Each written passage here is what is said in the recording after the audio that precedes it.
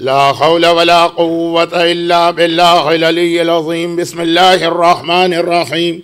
الحمد لله رب العالمين، والصلاة والسلام على سيد المرسلين أبي القاسم محمد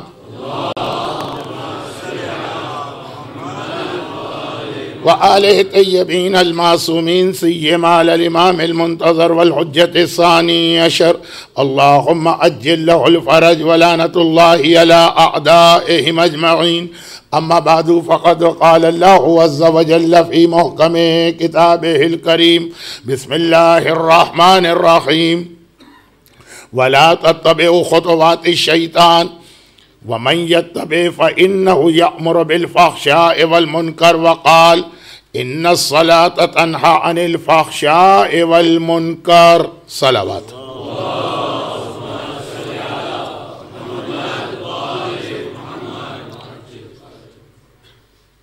دعا کے راستے میں سب سے بڑی رکاوٹ بے حیائی،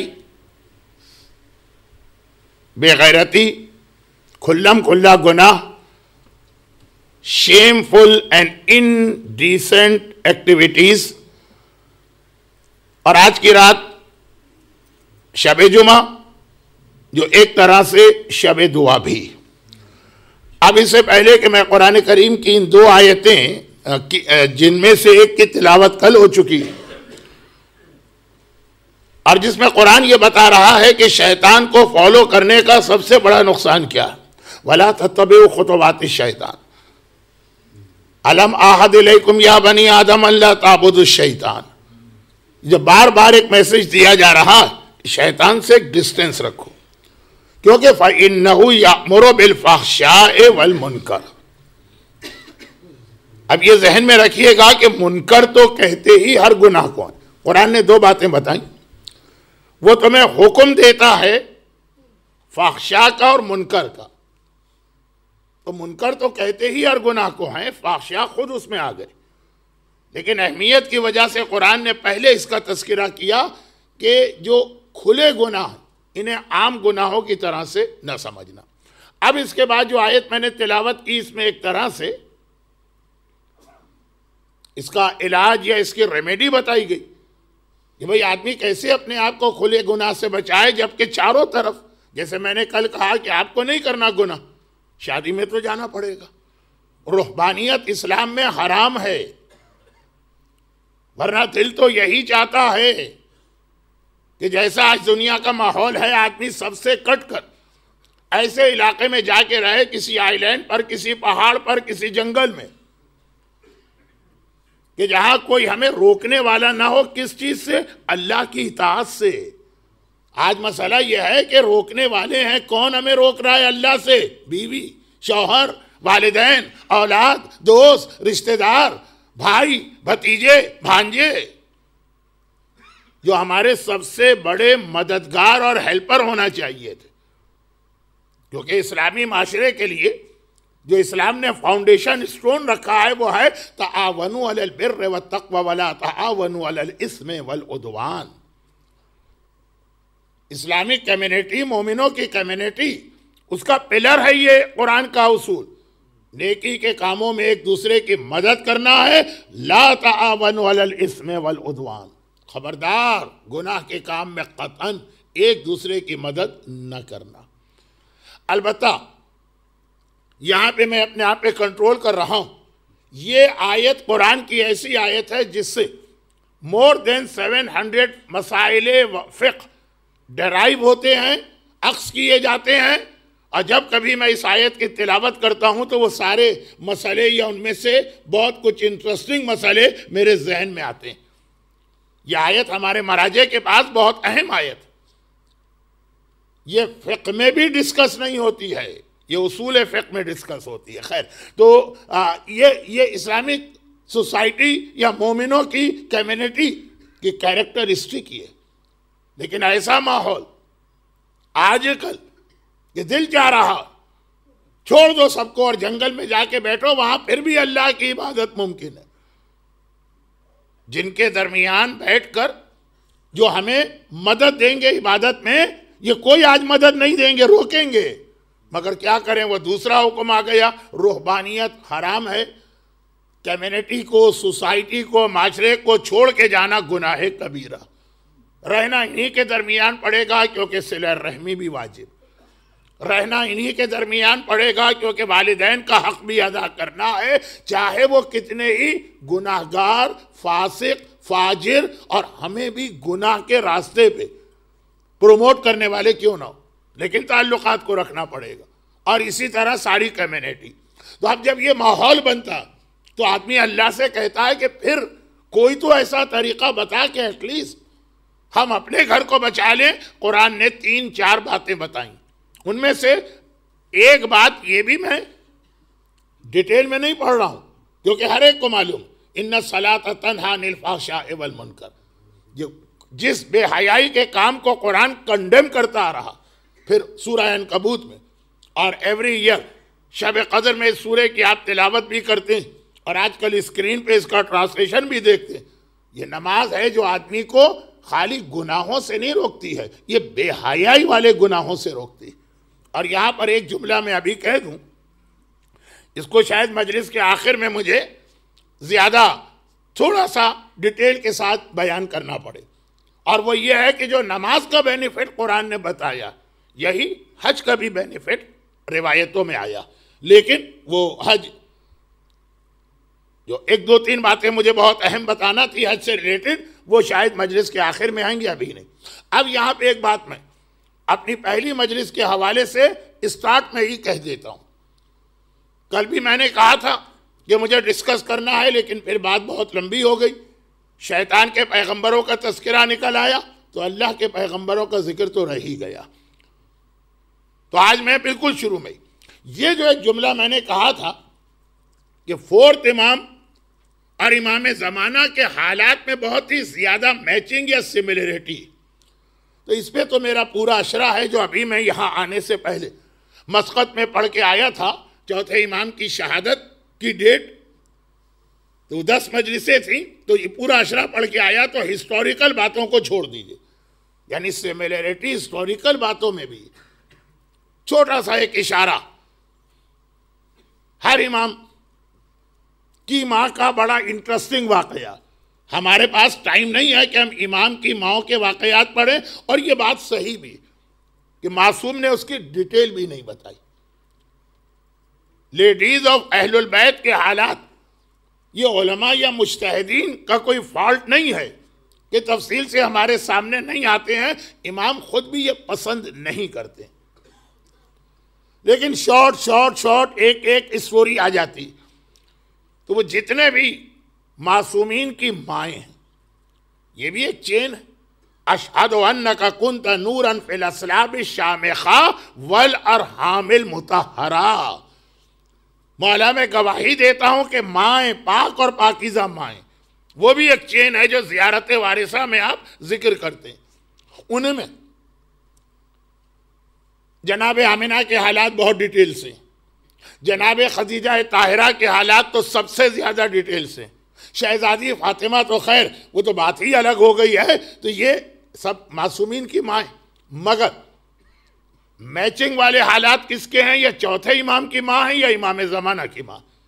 سم ٹائمز تو آدمی یہ ڈیسائیڈ بھی نہیں کر پاتا ہے کہ میں 4th امام کے ماں کے حالات پڑھ رہا ہوں کہ زمانے کے امام کی۔ اگر وہ روایت پڑھی جا رہی اور بیچ میں کوئی مومن مجلس میں آ جائے تو 2-3 منٹ تو اس کو لگیں گے یہ سمجھنے میں کہ یہ 4th امام کی ماں ہے کہ یہ 12th امام کی ماں، اتنے سملر حالات۔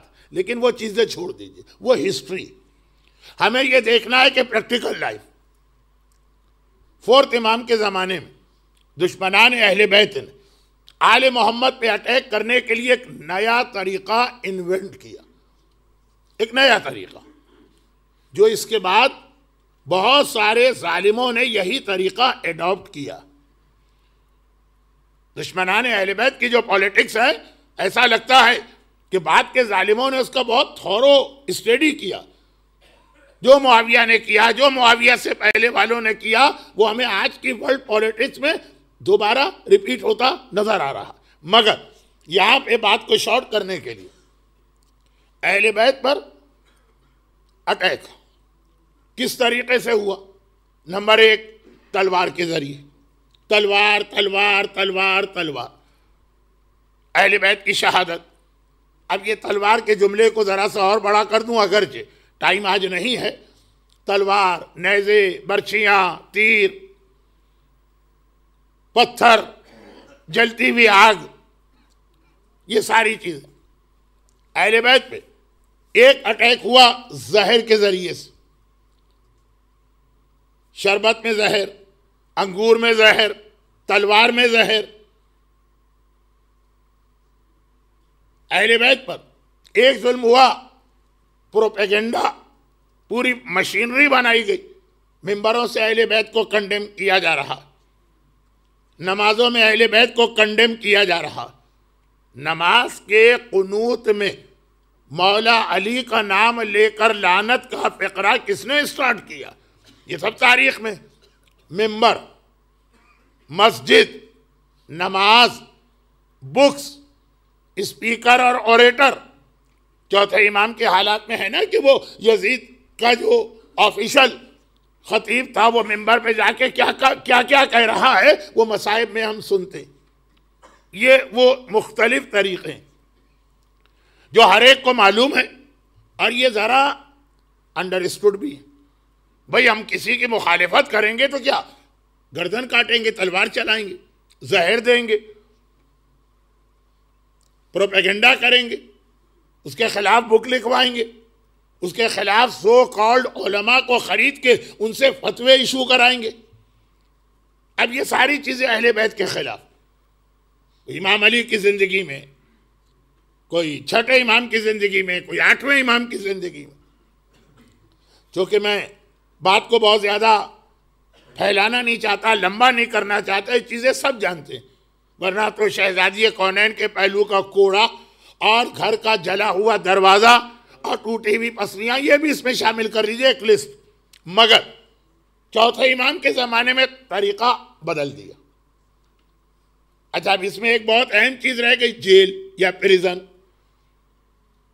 جیل میں اہل بیت کو ڈالا گیا، چاہے وہ 4th امام ہو، چاہے وہ 7th امام ہو، چاہے وہ 11th امام ہو۔ یہ پوری معصومین کی زندگی۔ مگر چوتھے امام کے زمانے میں وہ 1 سال کی جو امام کی قید ہے، اس پر بھی آج کل بہت ڈیبیٹ یا کنٹروورسی ہے، 1 سال قید رہے کہ 2 دن قید رہے، within 48 hours، یہ بھی کہا جا رہا۔ لیکن بہرحال ہمارے پاس اتنا وقت نہیں ہے کہ ہم یہ ساری چیزیں جو بہت امپورٹنٹ تو ہیں ہمارے ٹاپک سے ہٹ کر۔ چوتھے امام کے زمانے میں خاص طریقہ اختیار کیا گیا، جب شام کی جیل کا الٹا نتیجہ نکلا، یعنی وہ جیل میں اس لیے رکھا گیا تاکہ لوگ اہل بیت سے دور ہو جائیں۔ وہ تو وہاں یہ ہوا کہ خود یزید کے سینٹر میں، یزید کے اپنے گڑھ میں، یزید کے خلاف اس کے اپنے ماننے والے ہو گئے، تو اب جیل بھی ختم۔ یہ چوتھے امام کی امامت کے بالکل شروع میں۔ اب کیا طریقہ اختیار کیا گیا؟ اب یہ طریقہ اختیار کیا گیا کہ آخر، بہت جلدی یہ بات کہہ رہا ہوں ورنہ میرے پاس بہت سی انٹرسٹنگ سٹوریز بھی ہیں اور بہت سارے ایسے ایویڈنس کے پروف بھی ہیں، لیکن اب وقت نہیں ہے، تو اس لیے میں بالکل جو پنچ لائن، باٹم لائن جو نتیجہ ہے اس پر آ رہا ہوں کہ دشمنان اہل بیت نے میٹنگ کی۔ اس انداز کی میٹنگ نہیں جیسے ہماری آپ کی ہوتی ہے کہ نوٹس بورڈ پہ ایک سرکولر لگے، جی ایم ہو، اتنا کورم ہو اور اتنی تاریخ کو اور اتنا 6 ویک کا نوٹس، یہ سب نہیں۔ جمع ہوئے کہ وائے تلوار چلائی، اہل بیت اور پاپولر ہو گئے۔ لفظ مجھے خود پسند نہیں، اچھا نہیں لگ رہا ہے، لیکن ٹائم نہیں ہے، اس لیے میں سنسیئر اپولوجی اہل بیت سے بھی اور آپ سے بھی۔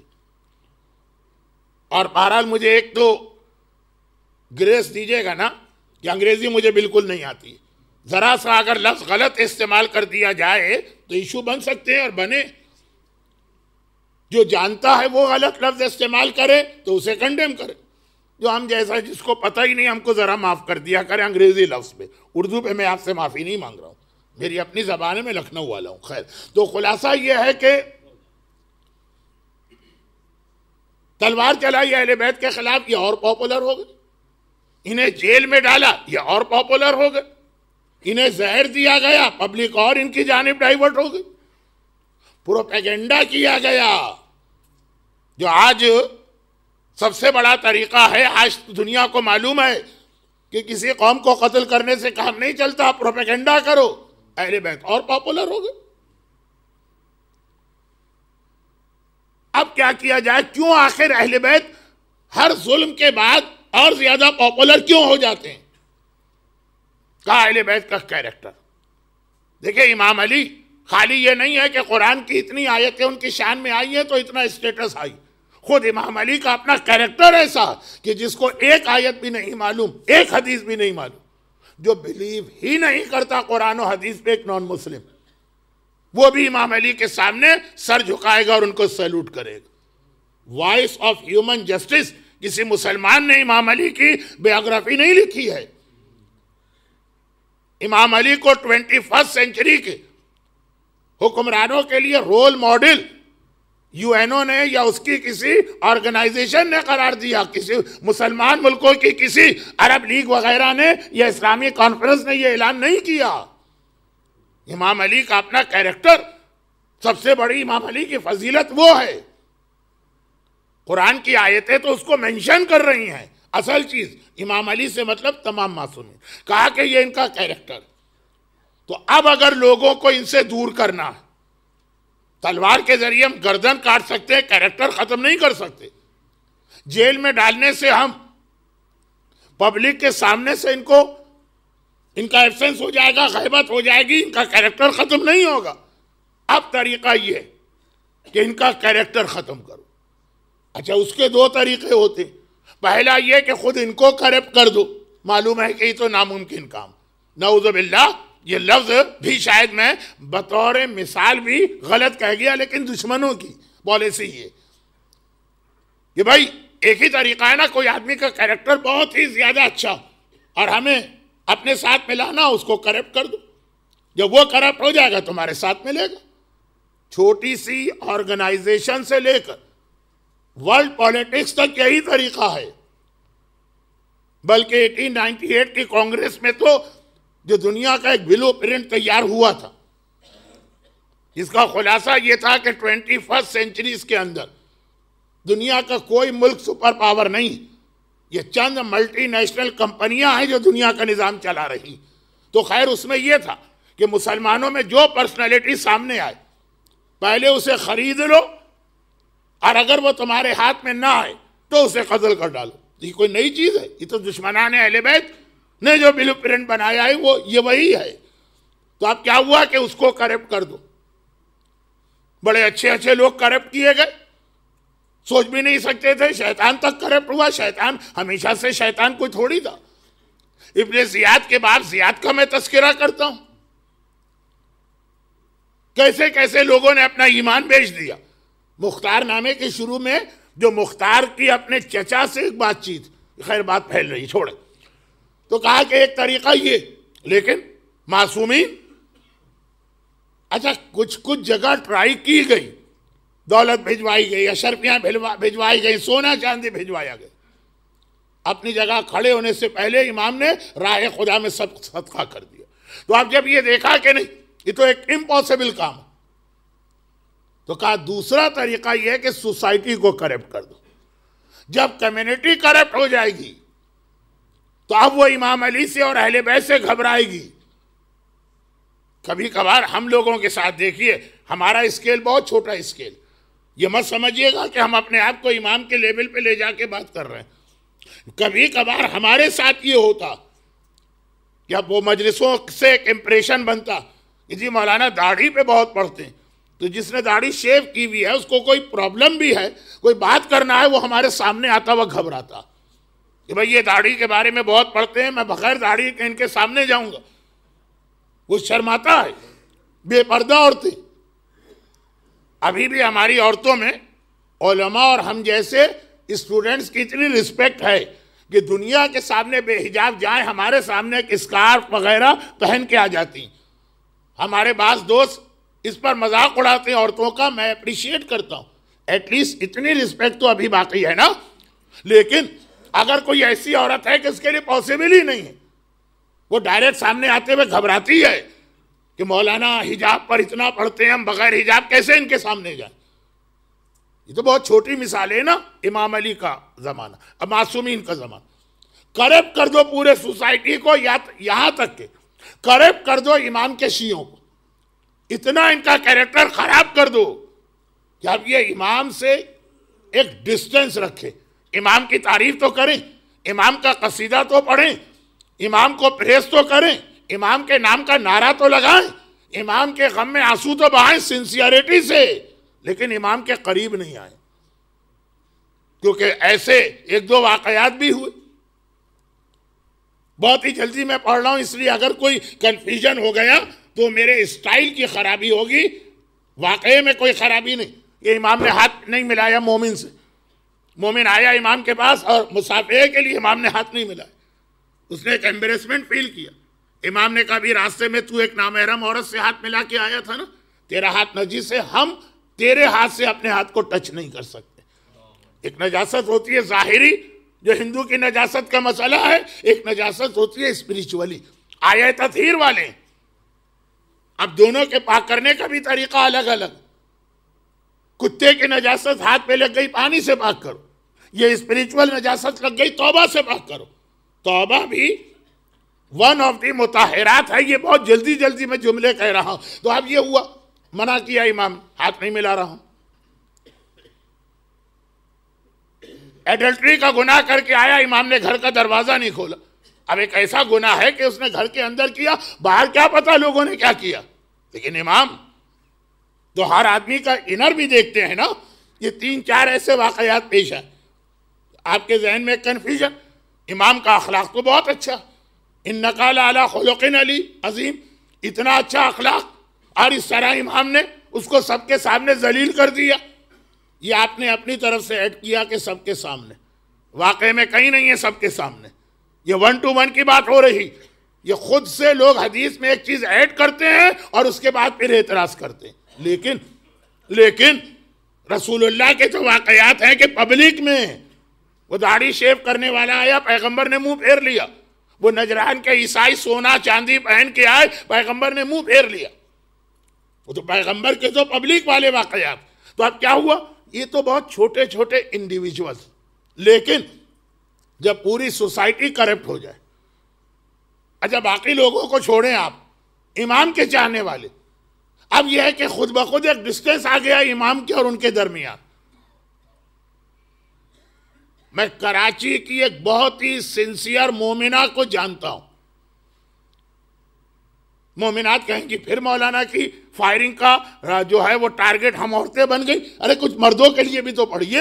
لیکن چونکہ اگزامپل، اب میں جھوٹی تو نہیں بنا رہا، میں سچی بات کہہ رہا ہوں. بہرحال ان کا ایک نظریہ، اور ان کا نظریہ یہ ہے کہ فرماتی ہیں کہ جب سے ہم نے اپنی فیملی ٹری کو ٹریس کیا، 4 چیزیں ہماری فیملی میں کبھی نہیں آئی اور قیامت تک نہیں آئیں گی. کہا کہ نمبر 1 یہ کہ ہماری فیملی میں کبھی کسی مرد نے آج تک داڑھی نہیں رکھی اور قیامت تک نہیں رکھیں گے. ذرا ان کا ڈٹرمنیشن تو دیکھیے، نیت تو دیکھیے کتنی پکی نیت. ہماری فیملی میں آج تک نہ کبھی حجاب آیا ہے اور نہ کبھی قیامت تک آئے گا. اور یہ سنٹینس ایک اور عورت نے کہا جو پاکستان میں پولیٹکس میں ایک بہت مشہور خاتون ہے. میں یہ اپنی مجلس کا سبجیکٹ نہیں بدلنا چاہتا، لیکن ان سے تو میں نے کہا آپ جھوٹ بول رہی ہیں، کیونکہ وہ سیدانی بھی اپنے آپ کو کہتی ہیں. میں نے کہا اگر آپ سیدانی کہتی ہیں تو یہ تو کہیے کہ میرے بعد میری نسل میں کبھی حجاب نہیں آئے گا. یہ مت کہیے کہ آج تک ہمارے یہاں کبھی حجاب نہیں آیا. دنیا کو حجاب ملا ہی فاطمہ سے. تو خیر اب یہ بعض اوقات لوگ دیکھیں کتنا بات کو بڑھاتے. اب انہوں نے یہ کہا کہ یہ حجاب تو ہم کر ہی نہیں سکتے، بس ہے ہمارا فیملی کا ایک ٹریڈیشن. کچھ آرگومنٹ بھی ان کے ہیں جو آپ کو معلوم ہے بے حجاب عورتوں کے. یار اس وجہ سے انہوں نے کربلا کی زیارت نہیں کی. جب یہ پتا چلا کہ وہاں ہر عورت کو عبا پہنے بغیر حرم میں انٹر نہیں ہونے گئی، کہا کہ ہم ہپوکریٹ نہیں ہے کہ باہر کچھ اور وہاں کچھ اور. جب تک کہ یہ حجاب کا قانون ختم نہیں ہوگا ہم کربلا کی زیارت کو بھی نہیں جائیں گے. اور امام حسین سے محبت اتنی ہے کہ نام سنتی ہیں آنکھوں میں آنسو آتے ہیں. تو اب میں ایک بہت ہی چھوٹی ایگزامپل کے ذریعے 1400 سال پہلے کے حالات بتا رہا ہوں کہ حکمرانوں نے سوچا امام کے شیعوں کو کرپٹ کر دو، انہیں شرابی بنا دو، انہیں نماز سے ہٹا دو، انہیں مکس گیدرنگ کا عادی بنا دو، انہیں میوزک کے اندر الجھا دو، انہیں حرام کھانے کی عادت ڈال دو، یہ دوسروں کی غیبت کریں اپنے ہی مومنین میں، تو پھر یہ امام سے گھبرائیں گے، محبت امام سے کریں گے، نام بھی امام کا لیں گے، پرابلم میں آواز بھی امام کو دیں گے۔ اور کون ہے آپ کے پرابلم سالو کرنے والا؟ دوسروں کو پکار پکار کے تھک جائیے، وہ کہیں گے ہم تو خود امام علی کا ویٹ کر رہے ہیں کہ وہ آ کے ہمارا پرابلم سالو کرے۔ تو اب یہ ہے کہ نام بھی ان کا لیں گے، محبت بھی کریں گے۔ میں ان کی محبت پہ اعتراض نہیں کر رہا ہوں، لیکن کیریکٹر کے اعتبار سے جب اتنا فرق آ جائے گا تو اب یہ امام کے قریب جاتے ہوئے گھبرائیں گے، امام سے دور ہو جائیں گے۔ اور یہ ایک جملہ یاد رکھیے، ایک بار ڈسٹینس آ گیا، ہر جنریشن کے بعد یہ ڈسٹینس بڑھتا چلا جاتا، آدمی بھول جاتا ہے کہ ہم کہاں سے سٹارٹ ہوئے۔ کتنے سید ایسے ہیں جو تقیہ ان کے بزرگوں نے تقیہ کیا 4 جنریشن پہلے، آج وہ بھول بھی گئے کہ ہمارا سٹارٹ کہاں ہے، آج وہ دشمنان اہل بیت کی لسٹ میں شامل ہے۔ خالی ایسا نہیں ہے کہ غیر شیعہ، نہیں، دشمنان اہل بیت کی لسٹ میں شامل ہے۔ میں صدام کی بات نہیں کرتا، وہ تو خیر جھوٹا سید تھا، جعلی سید تھا، فیک سید تھا، مگر کہتا تو وہ بھی سید تھا نا، اپنا شجرہ روزوں میں لگا کے رکھتا تھا۔ لیکن جو انڈیا پاکستان کے لوگ ہیں ان کے لیے صرف ایک نام، سید عطا اللہ شاہ بخاری کتنا بڑا دشمن ہے اہل بیت، سید، اپنے آپ کو سید بھی ڈکلیئر کرتے ہیں۔ خیر، شبہائے پشاور یعنی پشاور نائٹس کتاب میں بہت انٹرسٹنگ کتاب ہے نا، وہ جو واقعہ ہے کہ جو لوگ مناظرہ کر رہے تھے ان میں ایک سید بھی تھے دشمن اہل بیت بن کے آئے، صرف ایک جملہ جب کہا سلطان الواعظین شیرازی نے جو شیعوں کو ریپریزنٹ کر رہے ہیں، انہوں نے کہا کہ اہل بیت پہ کیا ظلم ہوا، وہ دشمن نے، انہوں نے کہا اس سے بڑا ظلم کیا ہوگا، تم اپنے آپ کو فاطمہ کا بیٹا کہتے ہو اور فاطمہ کی اولاد سے دشمنی کر کے فاطمہ کے دشمنوں کو پروٹیکٹ کرنے آئے ہو۔ وہ یہ جملہ ان کے سینے میں لگا، وہ چینج ہو گئے، لیکن کہنے کا مقصد یہ ہے کہ یہ لوگ جو سید بھی ہیں اور دشمن اہل بیت بھی ہیں، ہاؤ اٹس پاسبل، تقیہ 4 جنریشن 5 جنریشن 6 جنریشن پہلے گزری۔ تو اب یہ تو بہت ساری باتیں آج میں نے مکس کر دی، بہت ہی شارٹ، کہا کہ ایک دفعہ ڈسٹینس آ جائے مومن اور امام کے بیچ میں تو اب ہر جنریشن میں یہ بڑھتا چلا جائے گا، اور ڈسٹینس لانے کا ایک ہی طریقہ، تلوار کے ذریعے ہم شیعہ کو امام سے دور نہیں کر سکے۔ جب آج دنیا کتنی سیلفش ہو گئی، اور امام بھی نہیں ہے، نائب امام، کتنے عراق کے لوگوں سے میں نے نہیں سنا، یہ ورلڈ میڈیا نے رپورٹ کیا، وہ کہتے ہیں کہ آج بھی اگر آیت اللہ سیستانی حکم کریں ہم اپنے بیٹے کی گردن کاٹ کے ان کے قدموں میں ڈال دیں گے۔ تو اب جب سوچئے امام کا اسٹیٹس کیا، امام ہیں، تو اب یہ ہے کہ جب دیکھا کہ ہم نے شیعوں پہ ٹارچر کیا، وہ امام کے اور قریب آ گئے، بلکہ پرابلمز میں تو اور امام کے قریب انسان آتا، اور باقی ساری چیزیں ریپیٹ نہیں کریں گے۔ کرپشن اگر پھیلا دو امنگ شیعاز، نہ ان کا کھانا ٹھیک، نہ ان کا ڈریس ٹھیک، نہ ان کا گھر ٹھیک، نہ ان کا لائف اسٹائل ٹھیک، اب یہ امام کو اپنے گھر بلائیں گے بھی نہیں، کیونکہ گھر ہی ایسا، نامحرم عورتوں کی تصویریں لگی ہیں، مکس گیدرنگ گھر کے اندر بھی ہو رہی ہے، گانے کی آواز، یہ امام کے گھر چلے جائیں گے؟ امام کے گھر جانا آسان ہے؟ بھئی گئے بہت ہی نیک شریف بن کے آپ امام کے گھر گئے، آدھا گھنٹہ مل کے آ گئے، 5 منٹ امام کو اپنے گھر میں بلایا اور امام نے یہ سب دیکھا کہ کیا ہو رہا ہے گھر کے اندر۔ تو اب یہ ایک طریقہ، امام کے چاہنے والوں کو کرپٹ کر دو۔ اور کیسے کرپٹ ہوگا امام کے چاہنے والے؟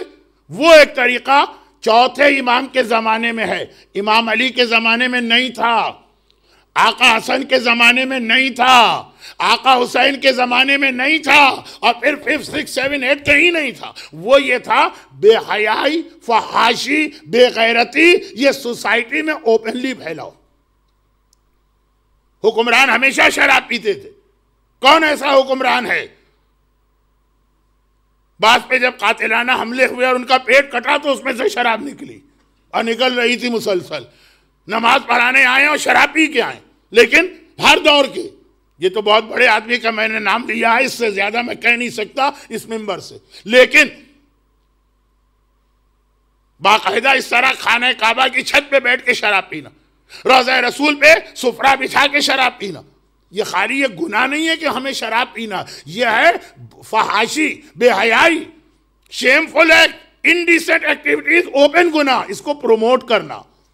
گناہ ہر دور میں ہوتے ہیں، لیکن آج آپ خود دیکھ رہے ہیں کہ ٹیلی ویژن اور میڈیا کی وجہ سے کیسے کیسے گناہ ایسے ہیں جو آپ سوچ بھی نہیں سکتے، آپ کے بچے آنکھوں سے دیکھ رہے ہیں، اور دیکھنے کی وجہ سے ہیبیچول ہو رہے ہیں۔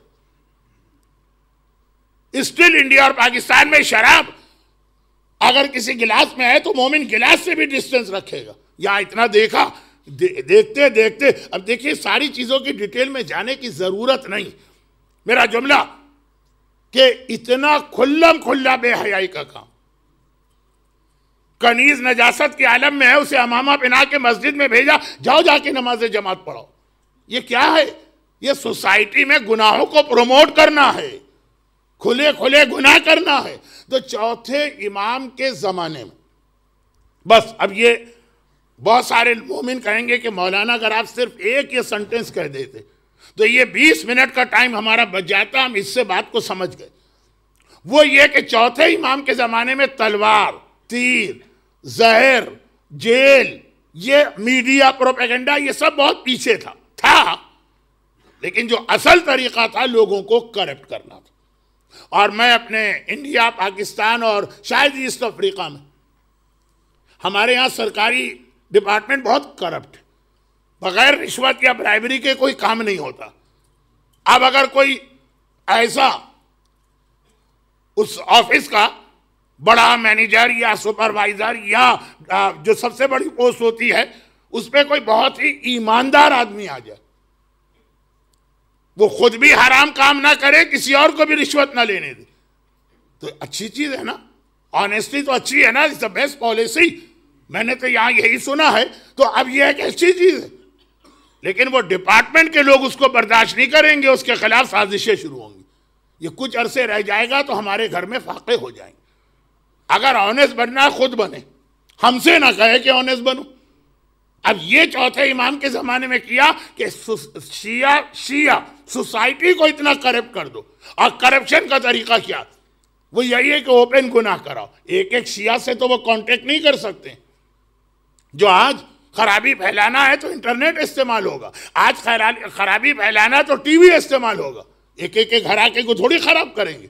جب گناہ اتنا پھیل جائے تو ایک شیعہ نے بھی اپنی بیوی سے کہا، بھائی کل ہم شادی میں گئے تھے، فلاں دشمن ہے اہل بیت کی، کتنا مزہ آیا تھا، عورتیں ڈانس کر رہی تھیں، مرد گانا گا رہے تھے، ہماری بیٹی کی شادی ہوگی ہم بھی یہی کریں گے۔ وہ خرابی اس طرح پھیلتی، پہلے اس کو بلایا، خالی اس کو دکھایا، اور وہی بات کہ امام کہہ رہے ہیں کہ نہیں، سوسائٹی سے ہٹ کے نہیں چلنا ہے تمہیں، شیعت کا پروموشن ہے، انہی لوگوں کو تو آگے چل کے شیعہ بنانا ہے۔ تو خیر اب یہ تھا کہ اوپن گناہ، یہ یا چوتھے امام کا زمانہ تھا یا امام زمانہ کا دور، امام کا ہر دور نہیں، امام زمانہ کا آخری زمانہ۔ اتنا کرپشن پھیلا دو سوسائٹی میں، مال کا نہیں کہہ رہا ہوں، ایک مورل کرپشن ہوتا، ساری ویلیوز چینج کر دو، رسپیکٹ دلوں سے نکال دو ہر چیز کی، اور گناہ کھلم کھلا کرو۔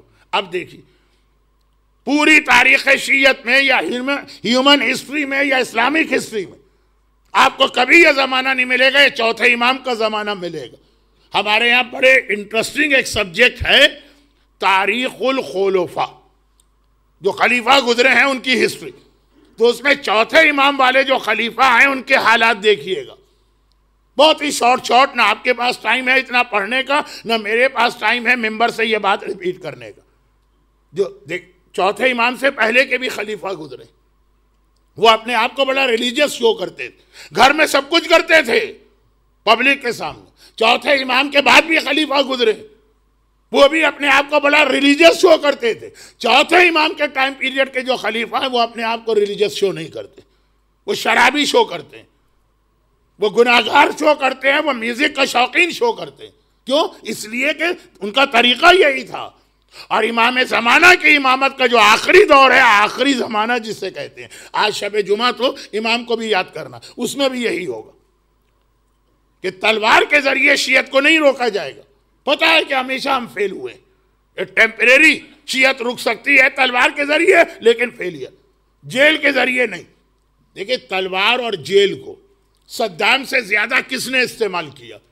اور آج جا کے آپ دیکھ لی کہ کربلا میں اگر 10 سے 15 ملین زائرین پہنچے ہوئے ہیں تو صدام کے سارے ظلم کا جب یہ نتیجہ نکلا کہ 50,000 زائرین کے بدلے 15 ملین زائرین بن گئے، تو پرانی ہسٹری چھوڑیے، ابھی بھی ہمارے سامنے پتا چلا تلوار فیل ہو گئی۔ صدام سے زیادہ کسی نے تلوار چلائی؟ اس وقت کی بات کر رہا ہوں، پرانی ہسٹری میں نہیں جا رہا۔ صدام سے زیادہ کسی نے جیل کو استعمال کیا؟ اور جب 91 کا اپرائزنگ ہوا، ایک واقعہ آپ اکثر سنتے ہیں، بہت ہی شارٹ میں پڑھ رہا ہوں، بہت ساری باتیں ہیں اور ٹائم سلپ ہو رہا، کہ جب اپرائزنگ ہوئی اور ایک جیل توڑی گئی، تو جب جیل ٹوٹتی ہے تو یہ ڈکٹیٹرز کی جیل میں یوزولی بے گناہ لوگ ہوتے ہیں، وہ سب نکلتے ہیں، نہیں نکلی وہاں سے۔ کیوں؟ پتا چلا یہاں وہ عورتیں جنہیں سر سے پیر تک مکمل نیکڈ جیل میں رکھا گیا ہے، اسی طرح ان کے سال ہر سال گزر رہے، اتنے قابل احترام خاندان کی کہ ان کا نام لینا ایک توہین اور حرام۔ مگر کیا فائدہ ہوا؟ صدام کو کیا ملا اس کی وجہ سے؟ کون سی شیعت کم ہوئی یا ویک ہوئی اور اسٹرونگ ہو گئی؟ تو بھائی آخری زمانے میں پھر وہی چوتھے امام والی بات۔ اور اس میں اسپیشلی ایک جملہ اور کہہ رہا ہوں، یہ جملہ بھی ایکسپلینیشن مانگتا ہے لیکن ٹائم نہیں، اور وہ یہ کہ جو گناہ اس تیزی سے بڑھے۔ ایک عرب اسکالر کا ایک آرٹیکل میں نے مکے میں ڈیورنگ حج پڑھا تھا، ابھی نہیں، یا کوئی 15-20 سال پہلے کی بات، سعودی عرب کے نیوز پیپر میں نہیں، وہاں اس نے ایک جملہ کہا تھا کسی اور سینس میں، لیکن وہی اس کا جملہ میری مجلس کا سبجیکٹ بن گیا۔ اس نے کہا تھا کہ مکے اور مدینے یا حجاز کے لیے، حجاز جہاں پہ حج ہوتا، یا جس کو اگر آپ سعودی عرب کہہ لیں، اگر کہ سعودی عرب الگ چیز ہے، حجاز الگ چیز ہے، لیکن اب ٹائم نہیں ہے ان چیزوں کی ڈیٹیل میں جان۔ اس نے کہا کہ یہاں کی ہسٹری میں 2 دن بہت بڑی ہمارے لیے ٹریجڈی، بہت بڑی مصیبت ہے ہمارے لیے، 2 دن۔ اب اس کو تو کچھ معلوم بھی نہیں کہ 12 امام کون، نہ ان کو نام کو جانتا ہے۔ یہ حدیث تو سارے مسلمانوں میں ہے کہ رسول نے کہا میرے بعد 12 خلیفہ ہوں گے، لیکن وہ 12 کون اس کو کچھ نہیں معلوم، وہ تو اپنا ایک سلسلہ یا سیکوینس بناتے ہیں۔ اس نے کہا پہلا وہ دن جب مصر ہو، مراکش ہو، اسپین ہو، ایران ہو، انڈیا ہو، وہ رشین اسٹیٹ، جن میں سے اب شاید کچھ تو یورپین یونین میں بھی شامل ہیں، تو ویسٹ اینڈ میں آپ کو نظر آتی ہوں گی، کہا کہ جس دن وہاں پہ اسلام پہنچا وہ بڑا خطرناک دن ہے، ٹریجڈی ہے ہمارے لیے۔ اور دوسرا، جس دن سعودی عرب میں آئل یا تیل نکلا، پیٹرول۔ اب یہ کہ اس پیٹرول کے نکلنے کے بعد جس تیزی سے عرب دنیا میں کرپشن آیا، یہ جو کرپشن آپ سنتے ہیں کیسینو میں یہ کیا اور فلاں جگہ یہ کیا اور ہوٹل میں یہ کیا، یہ سب کب آیا؟ یہ پیٹرول کے بعد۔ کہا ایک یہ دن اور ایک وہ دن، اور وہ جو دن کا ریفرنس وہ دے رہا ہے وہ کس کا زمانہ تھا؟ چوتھے امام کا۔ اور یہ جو پیٹرول نکلا یہ کس کا زمانہ؟ یہ امام زمانہ کا دور۔ وہی جملہ جو میرا سبجیکٹ ہے، چوتھے امام اور امام زمانہ، جو عرب ہسٹری پر اپنے اینگل سے غور کر رہا، وہ یہی کہہ رہا کہ یہ 2 بہت بڑی ٹریجڈیز ہمارے یہاں ہوں۔ بھئی کیوں؟ کہا کہ جب، اب یہ اس کا جملہ ہے، تو اس کو بہت میرے اوپر اس کی ذمہ داری نہیں ڈالیے گا، اور ٹائم بھی نہیں ہے کہ ذرا میں اس کو ریفائن کروں اور پالش کروں۔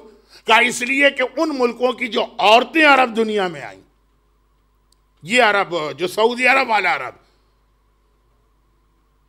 تو عرب کے لوگوں کی تو آنکھیں پھٹ گئیں، خوبصورت، گوری، وائٹ اسکین، وہ ساری چیزیں کا کرپشن شروع ہوا۔ اور جس دن یہاں پیٹرول نکلا اور پیسہ اتنا آیا تو کرپشن شروع ہوا۔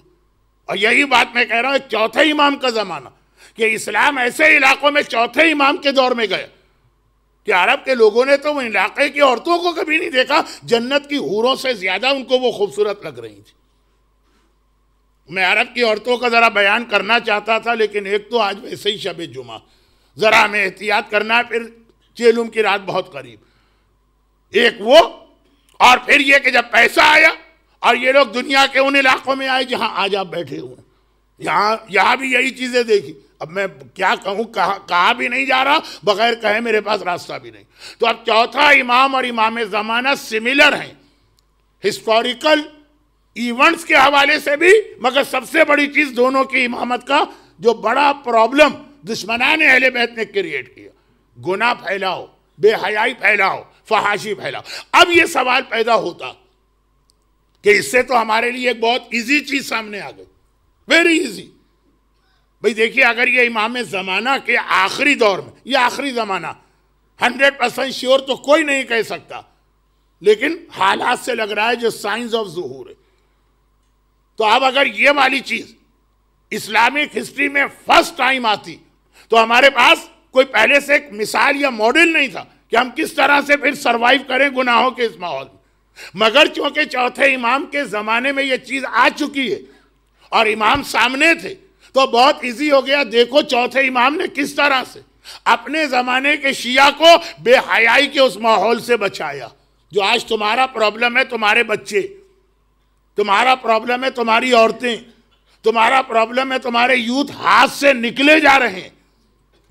جو ایسٹ افریقہ کا ماحول دیکھ کے یہاں آئے، جو انڈیا پاکستان دیکھ کے یہاں آئے، وہ کتنے پریشان ہوتے ہیں، اور ایسا لگتا ہے کہ ہمارے پاس کوئی سلوشن بھی نہیں، کچھ نہیں کر سکتے۔ مگر چونکہ یہ ریپیٹیشن ہے چوتھے امام کے حالات کا، تو حالات سملر، یہ میرا سبجیکٹ نہیں ہے۔ میرا سبجیکٹ یہ ہے کہ ان سملر حالات میں چوتھے امام نے کیا طریقہ اختیار کیا، وہی آج ہمارے کام آئے گا۔ اور اس کے اندر آپ کو 3 چیزیں بہت اہم ملیں گی، ٹائم بہت کم۔ نمبر 1 دعا، دعا اور موجودہ زمانہ جو میں نے کہا دعا، اس سے پہلے بھی ایک دن ایک جملہ کہا تھا، آج اس کو ریپیٹ کر دوں۔ کون سا امام معصوم ایسا ہے جو دعا خود بھی نہ مانگے اور پبلک کو بھی نہ سکھائے؟ ابھی آپ امام علی کی دعائیں کومیل سن کے بیٹھے، ہر امام کے پاس دعا، مگر دعا اور چوتھے امام کا کنیکشن کتنا اسٹرانگ کہ ادھر آپ چوتھے امام کا نام لیں گے سب سے پہلے دعا آئے گی، امام علی کا نام لیں گے دعا آپ کے ذہن میں نہیں آئے گی، جبکہ امام علی کی دعائیں بھی کم نہیں۔ صحیفہ علویہ کے نام سے کتنے والیوم میں امام علی کی دعائیں، مگر چوتھا امام، کیونکہ چوتھے امام نے اپنی امامت میں سب سے زیادہ دعا کے فورم کو یا پلیٹ فارم کو یوز کیا لوگوں کی کیریکٹر بلڈنگ کے لیے۔ جب معاشرے میں مورل کرپشن پھیلایا جاتا تو چونکہ حکومتیں پھیلا رہی، اس لیے وہ اس کے اگینسٹ اسپیچ بھی نہیں کرنے دیں گے، کہیں گے یہ فریڈم آف اسپیچ ہے لیکن ڈسکرمنیشن نہیں چلے گا، آپ کسی کو فورس نہیں کر سکتے، آپ اپنی عورت سے نہیں کہہ سکتے حجاب کرو، آپ اپنے یوتھ سے نہیں کہہ سکتے کہ مکس گیدرنگ میں یا میوزک میں نہ جاؤ۔ یعنی پھر حکومتیں ایک طرف سے گناہ پروموٹ کر رہے ہیں، دوسری طرف سے جو اس کو روک سکتا ہے اس کی زبان پر پابندی لگا جاتی ہے مختلف بہانوں سے۔ چوتھے امام کا زمانہ بھی ایسا ہی تھا، امام نے دعا کے پلیٹ فارم کو استعمال کیا، دعائیں پڑھتے جائیے۔ اگر آپ کے ذہن میں یہ بیک گراؤنڈ نہیں ہے تو آپ کبھی پریشان ہوں گے، چوتھے امام اتنی توبہ کر رہے، اتنا اپنے ماضی کے گناہوں کو یاد کر رہے، نعوذ باللہ، ارے اس طرح عذاب خدا سے ڈر رہے ہیں۔ آج ایک اہم مومن بھی یہ کہتا، مولانا کیا عذاب خدا، فرشتہ قبر میں آئے گا ڈانٹ کے اس کو بھگا دیں گے۔ ایک اہم مومن یہ کہتا، ادعائے ابو حمزہ صومالی میں امام کہتے، اب کی لخروج روح، اب کی لذیق لہدی، اب کی لسوال منکر و نکیر فی قبری، اب کی لخروج من قبری حاملا ثقلی علی ظہری، الہی عاملنی بفضل کا ولا تعاملنی بعدل کا۔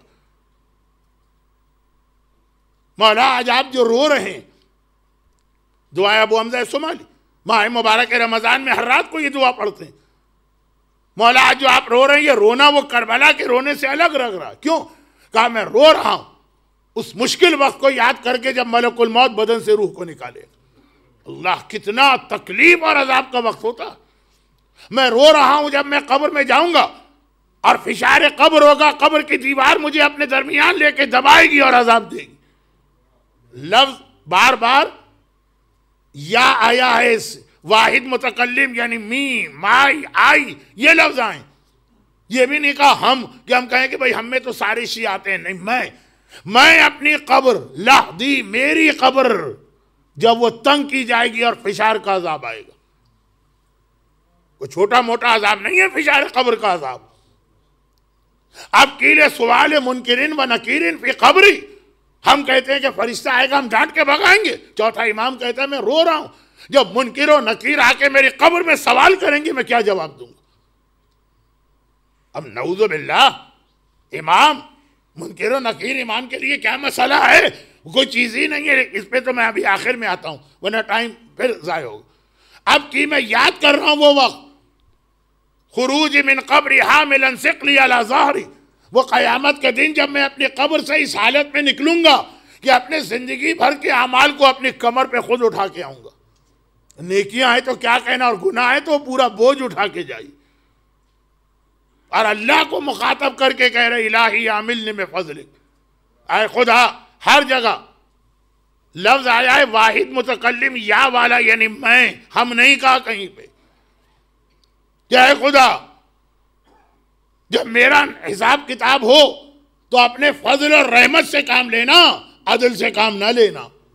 اتقی عدلک ولا اخاف جورک، اے خدا تیری جانب سے مجھے یہ تو اطمینان ہے تو ظلم تو کر ہی نہیں سکتا، میں تیرے عدل سے ڈر رہا ہوں. عدل سے، عدل کا مطلب اصول دین ہے. عدل کہ اگر جیسا ہمارا اعمال ہے ویسا ہمارے ساتھ سلوک کیا گیا تو شاید ایک آدمی بھی جنت میں نہ جائے ہم میں سے. کہ رحمت رحمت. اب یہ امام کس کو سنا رہا؟ امام کے یہ جملے کون سنے گا؟ منکر و نکیر، فشار قبر، قیامت کے دن. کل تو میں نے خالی ایروگنٹ لوگوں کا بتایا کہ وہ چونٹی کی شکل میں آئیں گے، مگر جو خنزیر کی شکل میں آئیں گے، جو کتے کی شکل میں آئیں گے، جو بندر کی شکل میں آئیں گے، جو اپنے بالوں سے باندھ کے لٹکائی جانے والی عورتیں اور مرد آئیں گے، حاملاً ثقلی علی ظہری. دیکھیں یہ ہے اس بے حیائی اور کھلم کھلا گناہ میں ڈائریکٹ بات کر بھی نہیں رہے اور اس کا علاج بھی دے رہے ہیں کہ کیا چیز؟ خوف خدا، فیئر آف اللہ دل میں پیدا ہو جائے. اور فیئر آف اللہ تقریروں سے پیدا نہیں ہوتا ہے، دعاؤں سے پیدا ہوتا ہے. یہ یاد رکھیے گا. جو لوگ پوری مجلس سنتے ہیں اور کوئی اثر نہیں ہوتا، وہ دعائے کمیل کا ترجمہ دیکھتے ہیں ایک مرتبہ تڑپنے تو لگتے ہیں. وہ دعائے عرفات حج والا ترجمہ دیکھتے ہیں تڑپنے تو لگتے ہیں. فیئر آف اللہ، یہ جو امام نے اصول. اور دیکھیں وہ بہت مشہور روایت ابھی لیس دین 1 منتھ اگو آپ نے سنی ہوگی. امام کے گھر میں آگ لگ گئی، امام نماز پڑھ رہے ہیں، سارے گھر والے پریشان، امام نماز میں، نماز ختم، آگ بجھا دی گئی. تو لوگ قریب آ گئے، اور یہ لوگ سے مطلب عام لوگ نہیں ہیں، امام کے فیملی ممبر. امام نے نماز ختم کی، چاروں طرف دیکھا، کہا یہ کیا ہوا گھر میں؟ یہ دیوار جلی ہوئی، وہ دروازہ جلا ہوا، وہ کھڑکی جلی ہوئی. کہ مولا آگ لگ گئی تھی آپ کو پتہ ہی نہیں چلا؟ اتنی بڑی آگ کیسے آپ بھول گئے؟ کہا قیامت کی آگ اور جہنم کی آگ کے ڈر نے دنیا کی آگ میرے دل سے نکال دی. قیامت یاد دلاؤ، جہنم یاد دلاؤ، عذاب خدا یاد دلاؤ. اگرچہ اس کی وجہ سے سم ٹائمز یہ فیل ہو جیسے نعوذ باللہ امام بھی گناہ گار ہے، نعوذ باللہ. یہ دعا کو امام نے استعمال کیا آج کے زمانے میں. سب سے بڑی چیز مومن کے دل میں خوف خدا پیدا کرنے والی یہ دعا. اور دعا کے حوالے سے پھر حج اور نماز، یہ دو چیزیں ایسی ہیں، نماز اور حج و دعا. اور اس پہ مجھے بات کرنا تھی لیکن اب وقت بہت زیادہ گزر گئے. بس ایک چھوٹی سی بات عرض کروں اور آج کی گفتگو ختم. راوی امام کے ساتھ حج پر گیا، یہاں سے مجھے کنیکشن دے کے حج پہ آنا تھا. چوتھا امام اور دعا، دعائے مکارم الاخلاق، دعائے توبہ، صحیفہ کاملہ کی ہر دعا دیکھ ڈالی. اور صحیفہ کاملہ تو کچھ بھی نہیں، 10 والیوم کے اندر صحیفہ کاملہ کے بعد کی جو دعائیں 10 والیوم میں وہ بک چھپ چکی ہے. صحیفہ کاملہ ثانیہ، ثالثہ، رابعہ، الخامسہ. لیکن پھر اس میں ایک چھوٹی سی بات اور مجلس ختم. راوی امام کے ساتھ حج پر گیا، اور امام بھی وہ جس کا اپنا ٹائٹل ہے باب الحوائج، امام کے ساتھ حج پر گیا، عرفات کا میدان دعا کا میدان۔ میں نے ایک دن پہلے بھی کہا تھا کہ اس دن نماز بھی شارٹ کرو تاکہ زیادہ ٹائم دعا کو ملے۔ راوی نے دیکھا کہ امام ظہر سے غروب تک جو عرفات کا اسٹے، پورا دن دعا مانگتے رہے، ایک دعا امام نے اپنے لیے نہیں مانگی، ناٹ اے سنگل دعا۔ سورج ڈوبا اور سب لوگوں نے اپنی سواریوں کو تیزی سے چلانا شروع کیا۔ نارمل سرکمسٹانسز میں ہے کہ مغرب عشاء کی نماز عرفات میں مت پڑھو، حرام نہیں ہے لیکن مستحب سنت موقدہ، تو جلدی سے نکلو۔ راوی نے آگے بڑھ کے ایک سوال کیا، دو جواب اس کے ہو سکتے ہیں۔ پہلا سوال پہلے کیا کیا؟ سوال یہ کیا کہ مولا اتنی اہم جگہ دعا کی کہ امام معصوم کی حدیث مفاتیح الجنان میں دیکھ لیں، جو شب قدر اور رمضان میں اپنے آپ کو معاف نہ کرا سکا، there is no chance، یا اپنی حاجت پوری نہ کروا سکا ایکسپٹ عرفات کا میدان۔ عرفات کا میدان رمضان اور شب قدر سے بڑھ کر جو یہاں بھی رہ جائے اس کو وہاں مل جاتا ہے۔ مولا ایک سنگل دعا آپ نے اپنے لیے نہیں مانگی۔ اب امام دیکھیے، ایک تو یہ تھا امام کہتے ہمیں ضرورت کیا، ہم تو لوگوں کی حاجتیں پوری کرتے ہیں، یہ کہتے تو ٹھیک ہے، یہ جب آپ بالکل پرفیکٹ آل رائٹ، پھر اس حدیث کا ہم سے تعلق نہیں ہوتا، یہ امام کی فضیلت والی حدیث ہوتی، یہ نہیں کہا۔ امام نے کہا یہ بتاؤ تم ایک ایسی دعا چاہتے ہو کہ پتہ ہی نہیں 50-50 ہے اللہ کے پاس جائے گی کہ بھی نہیں جائے گی، یا ایسی دعا چاہتے ہیں جو 100% کنفرم وہاں جا کے قبول بھی ہو جائے؟ دعا میں تو دو مسئلے، پہلے دعا یہاں سے وہاں تک پہنچے کہ بھی نہیں پہنچے، دعا میں اتنی پاور ہے ہماری کہ وہاں جائے، اور وہاں جائے تو پھر قبول ہو کہ قبول نہ ہو۔ پتہ چلا احسان فراموش ہے، پتہ چلا صلہ رحمی نہیں کرتا، پتہ چلا کسی مومن کی غیبت کر کے بیٹھا ہوا، وہاں پہنچ بھی گئی تو دعا رک جائے گی۔ یا ایسی دعا چاہیے جو 100% کنفرم وہاں جائے گی بھی اور ایکسیپٹڈ، قبول بھی۔ کہ مولا ایسی دعا چاہیے؟ کہ سنو، جب کوئی مومن اپنے لیے دعا کرتا، اب یہ دعا 50-50، پتہ نہیں آسمان تک پہنچے کہ اس سے پہلے ہی رک جائے، اور پہنچ بھی جائے تو پتہ نہیں قبول ہو کہ قبول نہ ہو، پورا ایک سبجیکٹ ہے کہ دعا کیوں قبول نہیں۔ لیکن جب ایک مومن وہی چیز جو اپنے لیے چاہیے کسی اور کے لیے مانگتا، تو 70,000 فرشتے اپوائنٹ ہیں اسی کام کے لیے کہ وہ ایک ساتھ کہتے ہیں خدا بندہ اس نے اس کے لیے یہ چیز مانگی، ہم یہی چیز اس کے لیے مانگ رہے ہیں۔ فرشتے دعا کر رہے ہیں، فرشتے احسان فراموش نہیں ہوتے، فرشتے آق والدین نہیں ہوتے، فرشتے غیبت کرنے کے عادی نہیں ہوتے، فرشتے مکس گیدرنگ میں نہیں بیٹھتے، فرشتیاں بے حجاب نہیں گھوما کرتی ہیں، اب جو بھی لفظ ہو۔ تو خلاصہ یہ کہ ان کی دعا وہاں پہنچے گی بھی، کیونکہ وہ تو وہیں بیٹھے ہوئے ہیں، وہ جو آپ کے لیے دعا مانگ رہے ہیں وہ تو وہیں بیٹھے ہیں جہاں پہ آخر میں ہر دعا کو جانا ہے، اور معصوم فرشتے ہیں، کوئی ایسی رکاوٹ بھی نہیں۔ امام نے کہا پس دعا کا بہترین طریقہ یہ کہ اپنے لیے بھی مانگو، لیکن بعد میں پہلے یہی سوچو میرا فلاں پرابلم ہے، جاب نہیں مل رہی ہے، اس کا بھی تو پرابلم ہے، پہلے اس کے لیے، خالی دنیا دکھانے کے لیے نہیں، دعا بٹوین یو اور اللہ، واقعاً سنسیئرٹی کے ساتھ، وہ دعا یقیناً قبول۔ اب دعا کے حوالے سے امام سوسائٹی کو کرپشن سے بچا کے دوسرے مرحلے پہ لا رہے ہیں، جو میں نے کہا تھا نا کہ آج کے زمانے میں سیلفش، ہر آدمی سیلفش۔ یہ دعا میں جب پہلا اصول بتایا کہ دعا تک تمہاری نہیں چلتی جب تک کہ دوسروں کا خیال نہ کرو، اس کو عربی میں ایثار کہتے ہیں، لیکن یہ باقی باتیں بعد میں ہوں، پہلے دوسرے پھر اپنے، اور یہی آپ اہل بیت کا طریقہ دیکھ لیں گے۔ پچھلی دفعہ جو میں نے 3-4 دن پہلے روایت پڑھی، ام حبیبہ بازار کوفہ میں دعا چاہتی ہیں، سکینہ کو پانی بھی دے دی، بچی نے کہا نہیں میں پانی نہیں پیوں گی، پہلے تیرے حق میں دعا کروں گی۔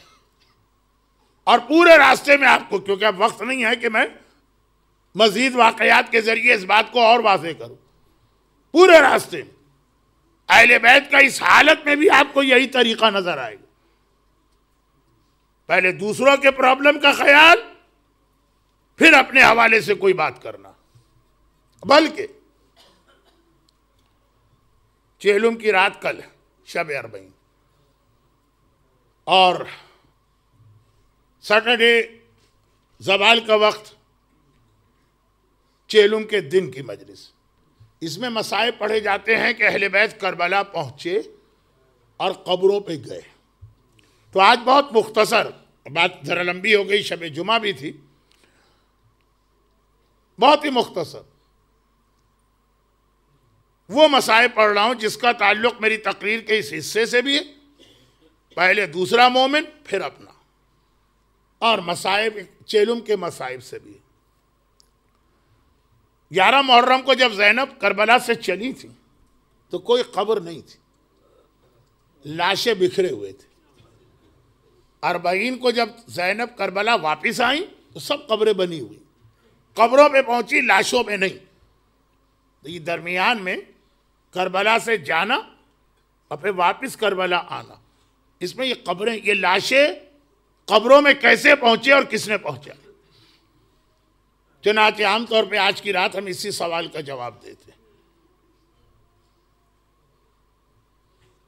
لیکن لاشوں کے دفن کی روایت نہیں پڑھ رہا ہوں، وہ ہم لوگ عموماً یوجولی 12 محرم کو پڑھتے ہیں۔ یا تو ایک اور سوال کا جواب دینا، ایک تو یہ سوال زینب لاشیں چھوڑ کے گئی قبریں، میرا چوتھا امام بائی میریکل واپس آیا اور آ کے یہ لاشیں دفن کی۔ پہلا لاشا کس کا دفن کیا؟ بابا حسین کا؟ نہیں۔ پہلا لاشا کس کا دفن کیا؟ چچا عباس کا؟ نہیں۔ پہلا لاشا کس کا دفن کیا؟ بھائی اکبر کا؟ نہیں۔ پہلا لاشا دفن کیا جون غلام حبشی کا۔ پہلا لاشا دفن کیا ہلال ابن نافع بجلی کا۔ پہلا لاشا دفن کیا مسلم ابن اوسجا کا۔ پہلے یہ اصحاب امام کے لاشیں دفن کیے جا رہے ہیں، پہلے ایک ایک صحابی اور ایک ایک غلام کا لاشا دفن کیا، پھر اپنے خاندان والوں کی باری آئی۔ جس امام معصوم نے لاشوں کے دفن میں بھی اس کا خیال رکھا، کائنات کا سب سے افضل لاشا بے گور و کفن پڑا ہے حسین کا لاشا، اور سجاد کے دل پہ سب سے زیادہ قیامت گزرتی ہے حسین کا لاشا دیکھ کر۔ مگر نہیں، خاندان کے لاشیں بعد میں دفن ہوں گے، غیروں کے لاشیں پہلے دفن ہوں گے۔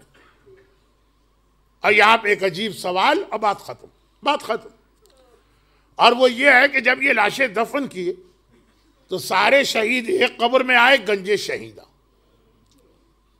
حبیب ابن مظاہر الگ، حر ابن یزید ریاحی الگ، آقا عباس الگ۔ اب وہ سب کو معلوم ہے کہ کیوں، گنج شہیدہ۔ اور خود زری کے اندر، جو آج زری، اس وقت زری تو نہیں تھی، حسین کا لاشا دفن ہوا، پائنتی میں علی اکبر کا لاشا دفن ہوا۔ کس طرح سجاد نے 18 سال کے جوان بھائی کا لاشا اٹھایا ہو۔ مگر پھر یہاں پہ ایک بہت عجیب بات آتی ہے، اصغر کا لاشا بھی یہیں دفن ہے۔ دو روایتیں، ایک روایت یہ ہے کہ حسین کے پیروں کی طرف اکبر کے برابر اصغر دفن ہے، ایک روایت ہے کہ نہیں، خود زری کے اندر حسین کے سینے سے لگا کے اصغر کو دفن کیا۔ اب اس میں عجیب بات کیا ہے؟ بھئی اصغر کو دفن کیا یا اکبر کے برابر یا حسین کے ساتھ؟ عجیب بات یہ ہے کہ اصغر کو تو حسین خود اپنے ہاتھوں کربلا میں دفن کر چکے تھے۔ کیا آقا سجاد نے اصغر کی قبر کو کھود کے اصغر کو باہر نکالا؟ جب آج آپ زری پہ جاتے ہیں، میں چیلنج کر کے کہتا ہوں کہ کوئی آدمی آپ کو کربلا میں یہ نہیں کہے گا کہ علی اصغر کی قبر وہاں ہے، وہاں چل کے علی اصغر کی قبر کی زیارت کرو، کیونکہ وہ زری کے اندر ہے۔ لیکن کربلا کی یہ روایت بھی تو ہے نا، جب حسین اصغر کا ننھا سا لاشا لے کے 7 مرتبہ انا للہ و انا الیہ راجعون رضاً بقضائہ و تسلیماً لامرہ پڑھ رہے تھے، اور فیصلہ نہیں کر پا رہے تھے کہ یہ لاشا ماں کو دکھایا جائے، کوئی ماں دیکھ سکے گی ششماہے کا یہ لاشا، یا بغیر دکھائے دفن کریں؟ تو آخر روایت یہی ہے کہ حسین نے اصغر کو دفن کیا۔ بلکہ علماء وہاں پہ ایک وجہ بھی لکھتے ہیں کہ شاید ایک وجہ یہ بھی تھی کہ بعد قتل شاہ لاشوں پہ گھوڑے دوڑیں گے، یہ ششماہا اگر گھوڑوں کی ٹاپوں تلے آ گیا، ہائے اصغر کا نازک بدن، حسین اپنے ہاتھوں دفن کر گئے۔ پھر یہ اصغر زری میں کیسے پہنچ گئے؟ چاہے پائنتی پہنچے ہوں چاہے سینے پہ پہنچے ہوں، پہنچے کیسے؟ ہاں یہ 11 محرم ریاض القدس روایت کا کتاب کا بھی ریفرنس ہو، 11 محرم کا قافلہ تیار ہوا، ایک بار کٹے ہوئے سر جمع ہوئے، عمر سعد نے کٹے ہوئے سر دیکھے، کہا کہ اس میں اصغر کا سر تو نظر نہیں آ رہا، اصغر کا سر کہاں ہے؟ پتا چلا لاشوں میں سارے لاشیں، اصغر کا لاشا کہیں نہیں۔ اصغر کا لاشا کیوں نہیں؟ فوج یزید کے ان سپاہیوں نے جو آخر میں تھے کہا ہاں ہم نے اتنا دیکھا کہ حسین یہ لاشا لے کے پہلے خیموں تک گئے، پھر ایک ٹیلے کے پیچھے گئے، اور پھر واپس جب آئے تو خالی ہاتھ آئے۔ ایسا لگ رہا ہے کہ کربلا کی زمین میں وہ ٹیلے کے پیچھے کہیں پہ حسین یہ لاشا دفن کر کے آ گئے، لیکن کہاں دفن کیا؟ کوئی نشان قبر نہیں۔ اب یہ کیسے ڈھونڈا جائے؟ عمر سعد نے کہا مجھے اصغر کا سر بھی چاہیے۔ شمر کہتا ہے میں یہ سر لے کے آتا ہوں۔